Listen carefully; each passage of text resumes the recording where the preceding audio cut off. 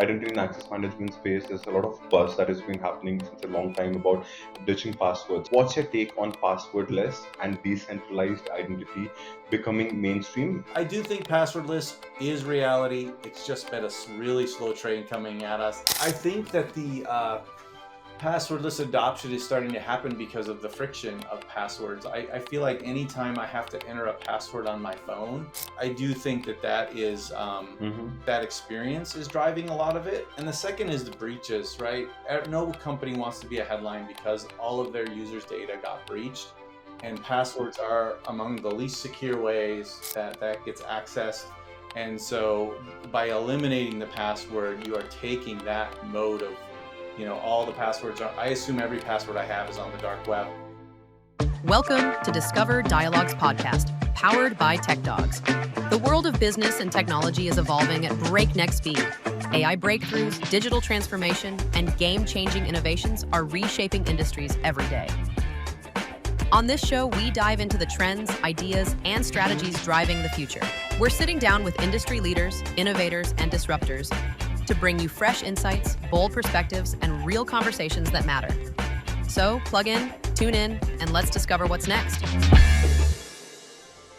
Today on the show, we're joined by Jason Oeltjen, Vice President of Product Management at Ping Identity, someone who didn't just step into the identity space, but shaped it across startups, security giants, and the evolving AI frontier. From scaling cloud-first platforms to reimagining zero trust and password-less access, Jason brings a rare mix of technical depth, product leadership, and strategic clarity. Let's dive in. Welcome to another episode of Discover Dialogue. Jason, it's a pleasure to have you on the show today. Thank you, Nikhil. Happy to be here. Before we, dive into the future of identity and access management, Jason, let's start where every product journey begins, right? And with the person behind it. And I believe that you've spent over 2 decades shaping enterprise security across giants like Oracle, RSA, and Intuit, right? And now you're leading the product management at Ping Identity, right?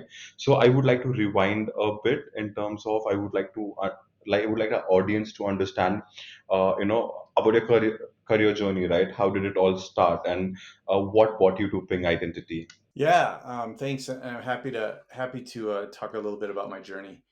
My journey into identity came by accident. I started my career in manufacturing and warehousing software, and then stretching into other supply chain. And I came to kind of a crossroads in my career where I wanted to do something different. I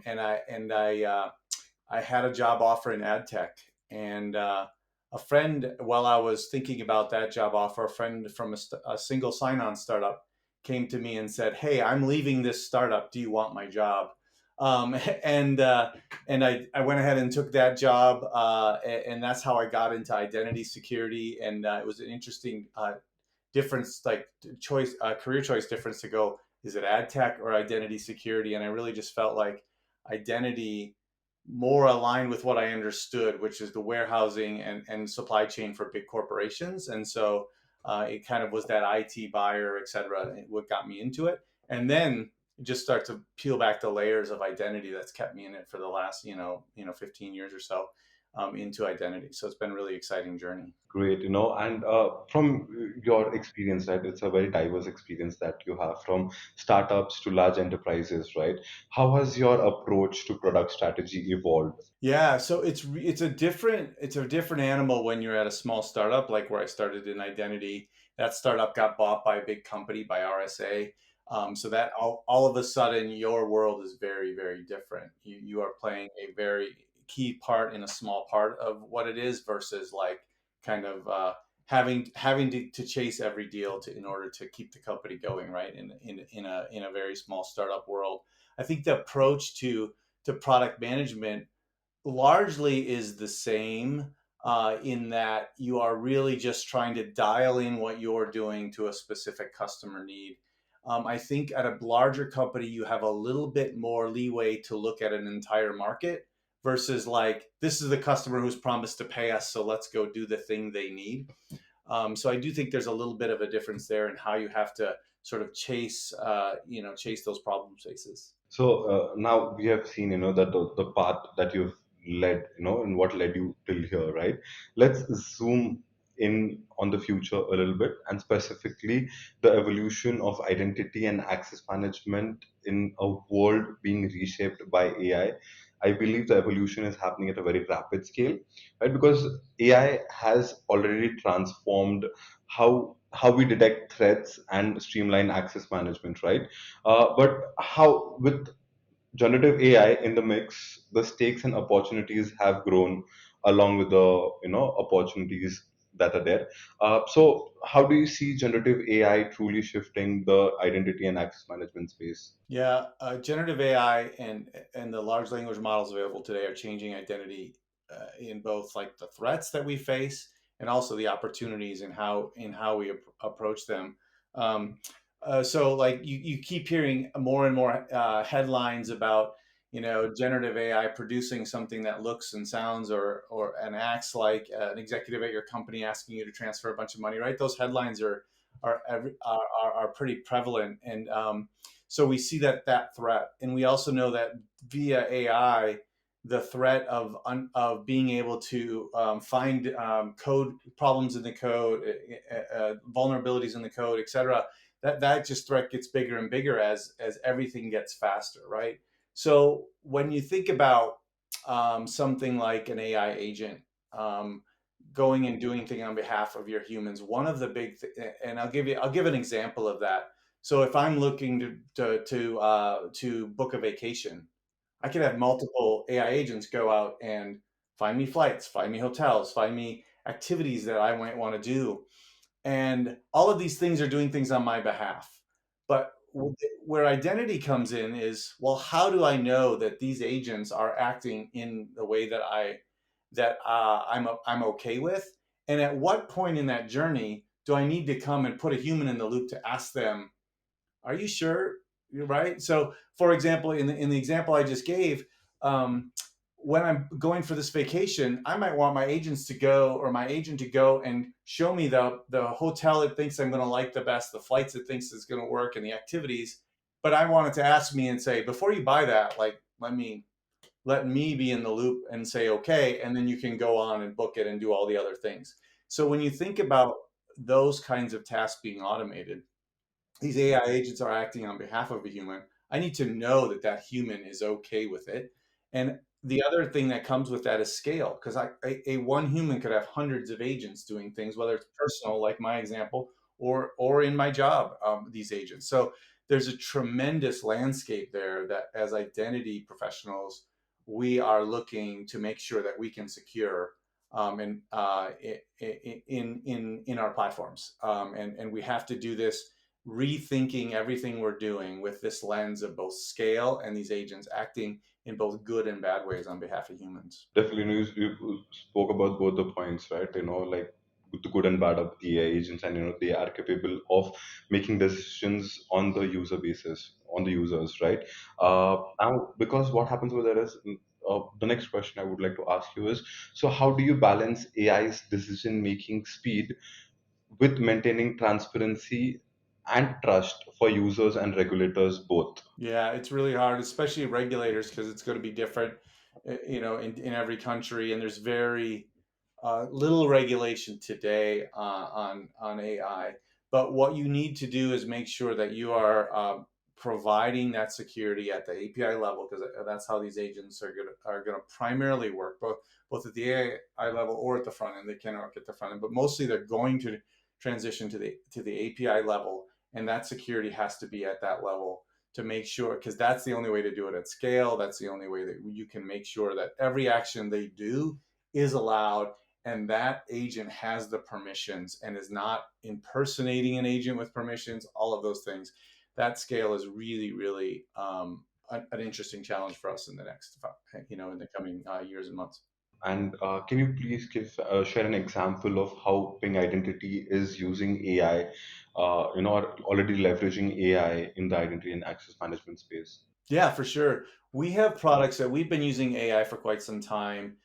We have threat protection that uses AI to determine, do I think this person, I will say this actor is the person they claim to be, or is the online persona they claim to be. So we've been using that for quite some time, and now we're transforming it in two different ways. We're using now AI so that you can analyze your implementation of your ping system to say how have I configured my system.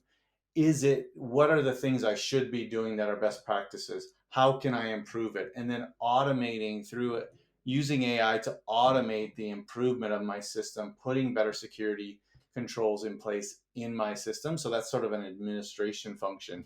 Um, so in our products, you see AI at multiple levels, both at the security and the protection layer, and also assisting administrators to be more efficient and effective at how they implement.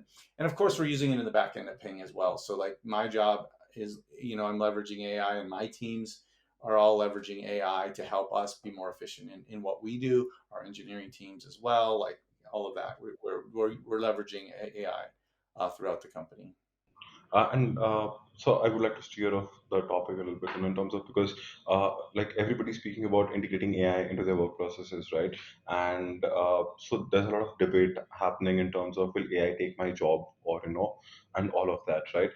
So how do you strike a balance in between, in terms of, so there are certain tasks that AI can do. Of course, as you mentioned, that human in the loop is a very important factor that needs to be considered. So how do you draw this balance, and how do you ensure that, okay, these are certain tasks that AI can do, and these are the tasks that we need a human in the loop, and how do we create a perfect balance? And do you think that AI is going to replace humans? I think that certainly AI can do some jobs of humans, but I don't see that we are yet close to a place where it is going to replace the knowledge workers that I on my team or that I work with. I don't see that. I don't think we're there yet. The the the challenge with AI doing that is that if humans quit feeding it information so that you take the human out of the equation, it doesn't get any smarter, right? It's only using data that it has, and it can put it together in new profound ways, but the new information has to come into the model, and that's going to be provided by humans. So for my team, for example, it might write a draft of requirements for a specific thing, but to focus it on the area and then to refine those requirements to actually work for our customer segments, for the big complicated companies that we focus on, that takes my team to be able to go and do that effectively. And the same goes for our engineers. It might write some basic code and automate that, and we're finding not replacing humans but making humans more productive is what we're seeing in our company. I mean, because I also see AI as an enabler rather than replacer, because it will help us to proceed much better. We just need to focus. We need to use it in the right way, and the data and all of that has been fed to the systems, that needs to be regulated, and plus as well, vetted, and ensure that we are using it for the purposes that it has been designed to work for, rather than taking the negative sides on it. And so that brings me on to the next point, right? Because identity and access management space, there's a lot of buzz that has been happening since a long time about ditching passwords, right? Or handing users full control over their identity, right? And some call it the future, some call it, we are not ready at that stage yet, right? And because you have scaled cloud first identity platforms, what's your take on passwordless and decentralized identity becoming mainstream? And for our audience, can you please break it down, in terms of what's real and what's hype in this space? Yeah, I'll start with passwordless. I believe that passwordless is actually coming. We've been talking about it for a decade or more, but the reality is the technology is we're on the cusp of the technology now with what standards like FIDO with WebAuthn can do now.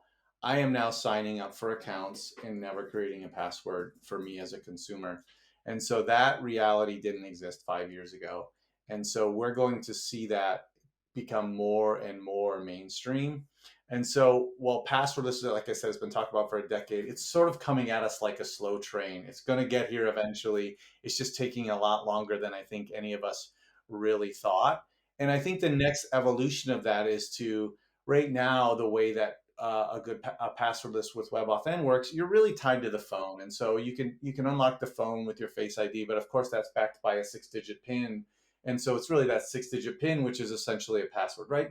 But it's possession of the device and then that 6-digit PIN behind it all, but it is preventing me from having to create a new password for every website that I log into.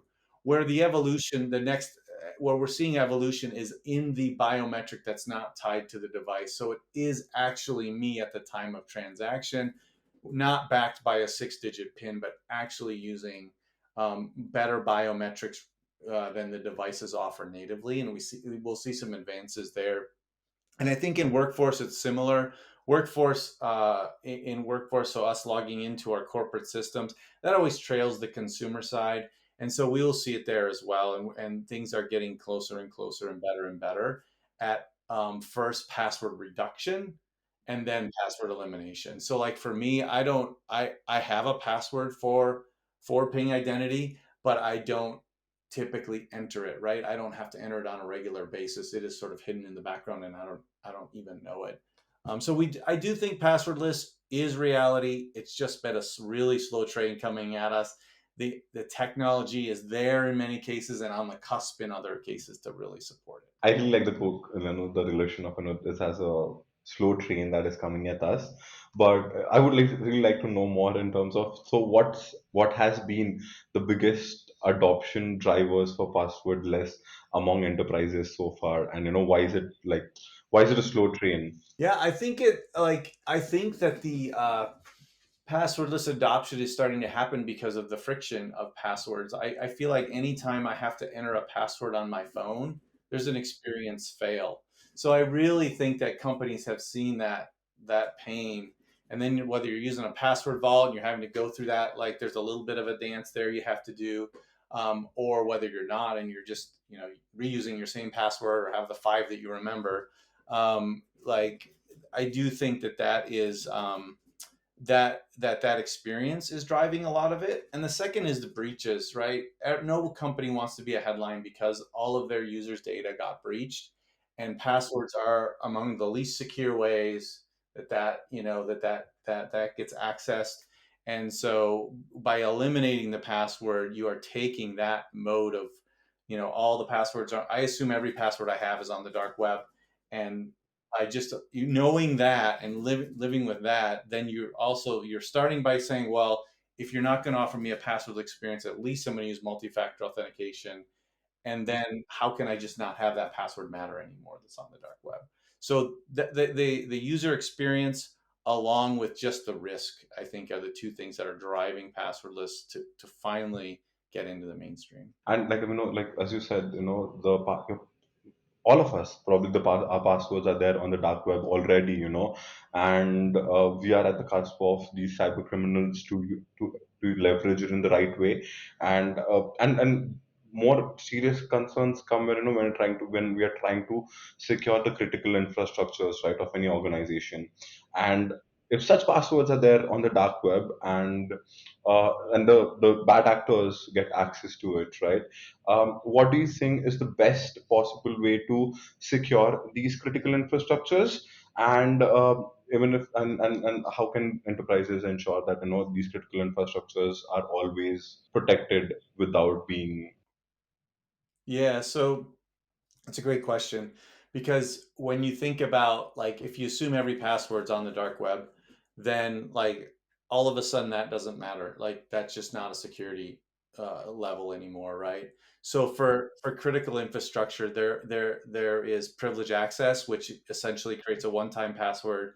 And when you use that one-time password, it logs everything you're doing, right? And so you're seeing everything that user is doing, and you can alert on anomalous behavior within that. So you're really looking for layers of security, whether it's behavioral analytics driven by AI, then using like privilege access tools, which can generate a one-time access request that you have to get approved potentially, depending on the access. Maybe you need to get that access approved.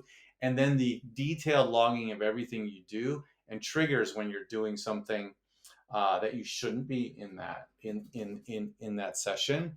And then if you tie that to understanding that a user with permission A shouldn't have permission B, right? And you're looking for that in a continual way as well. You can look for those lateral movements that attackers tend to do, right? They try to get in with a base level of security and then elevate themselves once in. So those are some things that like kind of get around like, is my password on the dark web questions. Thank you so much for answering that. And next, my next question to you would be, because zero trust has become a buzzword, and we've been hearing about it quite a some time, right? But often these conversation get stuck at network layers and perimeter security, I believe. And I wanted to focus on the, like, on the user experience or the developer experience, right? Because when we talk about zero trust, most people focus on the architecture, right? And most of the business leaders, try to, often they misses the user and developer experience in the entire process. So, what is often missed in the entire process? Yeah, so zero trust is a model where essentially you're putting a secure enclave around every resource you access. So your question about experience is a good one, because does that mean I log in? If I make one call to a website, whether it's a business website or as a consumer, I might be hitting 3, 5, 7 systems that are all interconnected through APIs on the back end. And so if you put a secure enclave around each one of those, as a user, I certainly am not wanting to log in to each one of those. But what we need to look at is the ability to make sure that each one of those API calls is secured and that access is appropriate. And you do that by um, putting protections at each API call between systems. So every call from a system to a system, you're looking at doing a few things. Number one, doing continuous authentication of the user who's trying to log in. So it's not just at login time. I'm assessing this user's behavior and what they're doing continuously within that session. And then you put authorization controls between every API call so that you can make sure that every call is appropriate, and you can do risk and threat assessments at every API call to make sure that all of this happens transparently to the user who maybe did some sort of authentication one time, but all of this authentication and authorization happens, and threat assessment happens continuously without the user ever seeing it. And that's really like, that's the way to implement it so that a user doesn't feel like they are getting burdened by logging in each time I want to access a different system, or logging into one system that really calls others and having to do additional authentication along the path. Sure. And because at back end, right, when you're trying to develop products, right? And my next question to you would be, how do you align your product and engineering teams around delivering zero trust, but that should not feel restrictive for the users? So how do you align? Yeah, so we take a security first approach to all of our engineering, right? We have to, and both we both provide obviously identity security product and authorization products that do these API checks, and then we have to implement in a way that is secure as well. So our whole supply chain is a security first. We have a number of reviews before anything gets into production. All of our architecture is continually evolving and reviewed by all of our security and compliance teams to make sure that we are using best practices throughout the supply chain. And because now we've explored the tech, right? Now let's pivot to the people, right? Specifically the mindset and the leadership behind building great identity products, right? Because I believe people, processes, and technology need to be aligned to ensure that you develop best products, execute it, like deploy it, and then ensure that it is useful for the end users as it was designed to deliver, right? So building at the speed of digital often means your calendar fills before your mind does, right? And but strategic thinking doesn't happen between Slack pings, right? Because so how do you personally make room for kind of reflection that leads to great product? Yeah, a couple things that I do to get to create space to think. Number one, like like me personally, I need some mind clearing, like physical space to get my mental space, which means away from the computer. And I like to maybe go on a run or even just a walk to the coffee shop, where I'm not focused on my computer, and I follow that up with focus time. So I will do like whether let's say it's go for a run, and then I will have scheduled focus time. And the way I do it is I block my calendar, and it looks like a meeting, and that's my time to go do work.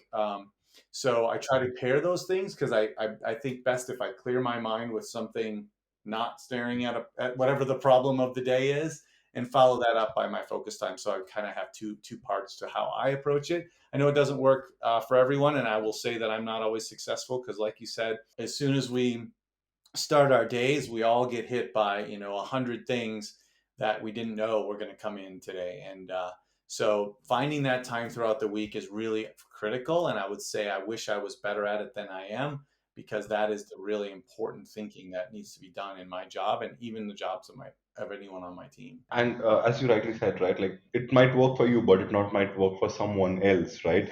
So how do you instill such habit of structured reflection across your teams? Like, what is that thing which you would advise the other leaders? Yeah, I do advise my team. I let them know, like, hey, I have blocks on my calendar that look like meetings that are my focus time. And if you're struggling, you need to do that. The other thing I find that with my teams is there's a lot of coaching to help them find what is enough data, enough information for them to make that decision, or enough and enough, and how do they think about and approach it. So I do help them, encourage them to find their thing. Like when I explain what works to me, and I'm like, I tell them that they need to find what works for them, but starts with basically not having your calendar 7 in the morning to 6 p.m packed with 30-minute or 60-minute meetings, which is the struggle we all have.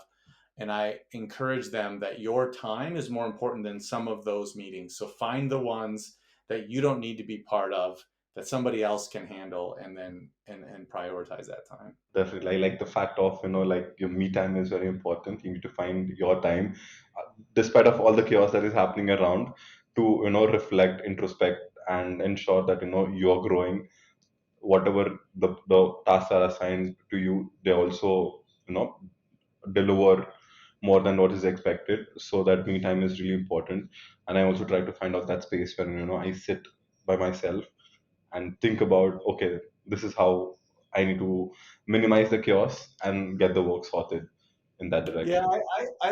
I encourage my team. I'm like, hard problems can't be solved in 30-minute meetings, right? So hard problems need that extra time and mental space. Definitely. And right now, I feel that we are swamped with a lot of data across, right?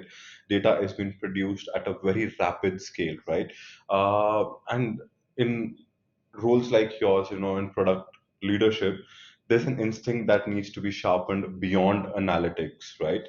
So how do you cultivate product intuition in your teams, especially when they might have incomplete data with them? Yeah, I really encourage my teams to, and it maybe as much art as science. What's enough data without pursuing perfect data? Our data is never going to be perfect, and so so what I'm trying to encourage my team is go get the data, and then but the data is not the answer. The answer, and we do this, we actually have regular quarterly meetings where we have to do this, where we know the data, we go and get the data, and we have teams that help provide it for us. But I don't want you to come back and tell me the data. I need you to tell me what conclusions you're drawing. What are you going to change about your roadmap and your strategy based on this data? Because that's where the map, the sort of jump goes from, like, I'll say what AI could actually do, like get the data and bring it to you.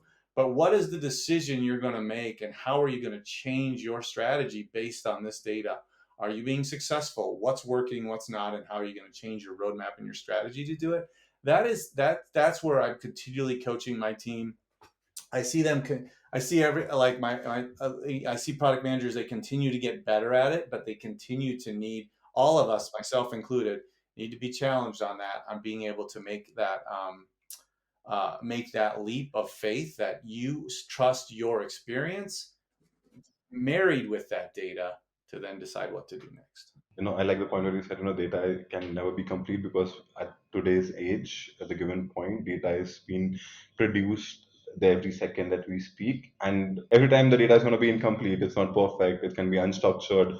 Are there any frameworks or exercises you use to help your teams interpret customer stories more deeply? Because in space like a cybersecurity and identity and access management, uh, you need to really know your customer stories and what is probably going to impact them, what are the potential hazards that they have. So are there any frameworks or exercises that you use to help your teams interpret customer stories? Yeah, so I encourage people to share their customer, like the customer feedback that they get. I find that customers are very good at understanding their problem, but a lot less good at understanding the right solution. But they often bring us the solution they want. So it's really easy for us to just go, oh, that's the solution we want. Let's go build that. And then we haven't built something for a market. We haven't even built something that maybe solved their problem as effectively as it could be. So they're very good at knowing their pain. They're very good at understanding like the straight line between their pain and a solution. But when we share that pain amongst our peers internally, and not even just in product management, but our field teams and we can now build something more broad if we don't just go point to point from the pain, the solution that the customer proposed to a product. But if we go from the pain and then look across the broader ecosystem for common pains, and we could build one solution that solves for a much broader thing. And building that muscle in product managers is a big part of their growth. And I would like to, because you've been a leader and you have more than 2 decades of experience in this sector, right?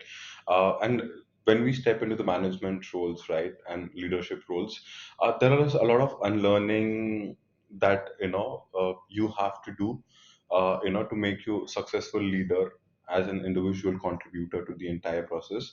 So what is a common trap you see new product managers fall into, and how can they avoid these common traps? Yeah, for new leaders, the trap, because when a product manager becomes a leader, they're probably stepping away from some of the frontline decisions that they've always made, because now they're going to hire a person to make those decisions. And when I became a product management leader, and I see it in my team, the hardest thing for them to do is to let go of those decisions, because and then enabling your new product manager, helping to guide them. So what I find is you need to let that product manager own the decision. And if they make a decision or are going in a direction or draw a conclusion that you wouldn't have made, you should challenge that in an encouraging way. Had you thought about, what about? But ultimately, you need to let them own and back up their decision. And that's the hardest thing to transitioning from a product manager to a product leader. And then not being the go-to for all the products. You need your team to be the go-to people and the experts at the detail level. So are there any specific traits that you look after, when hiring for your team, or when you want to build for scale? So are there any traits that you look after? Yeah, I try to hire a blend of, it's really hard to find like a product manager with the specific technical experience and the product management background that we want, right? Like they end up being unicorns because there's, the identity security space is small. And when you're looking for a specific thing within that, it's even smaller.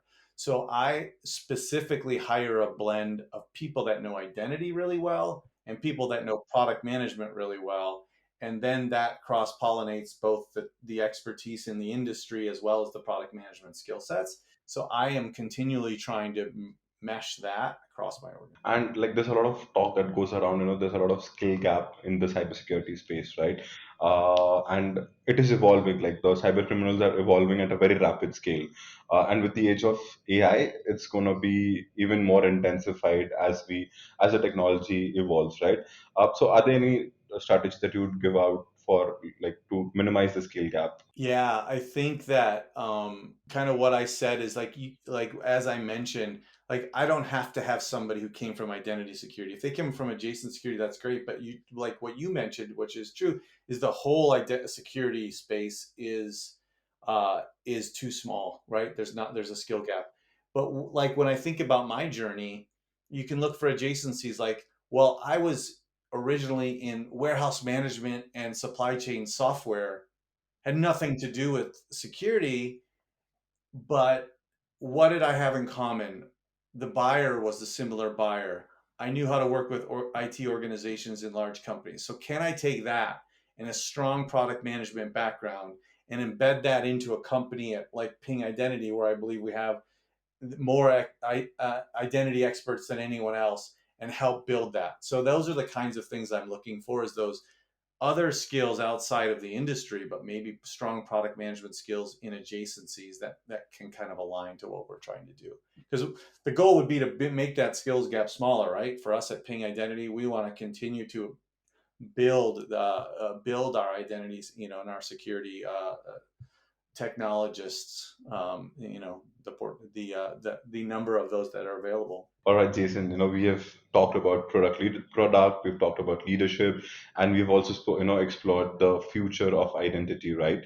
But now, before we, let you go, we would like our audience to know the person behind the product, right? So this segment of ours is the rapid fire round. Quick questions. First thing that comes to your mind, please, do not feel afraid of saying it out loud.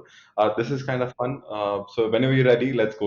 We could go with it. Okay, let's do it. Perfect. What's one app you open without fail every morning? New York Times. Okay.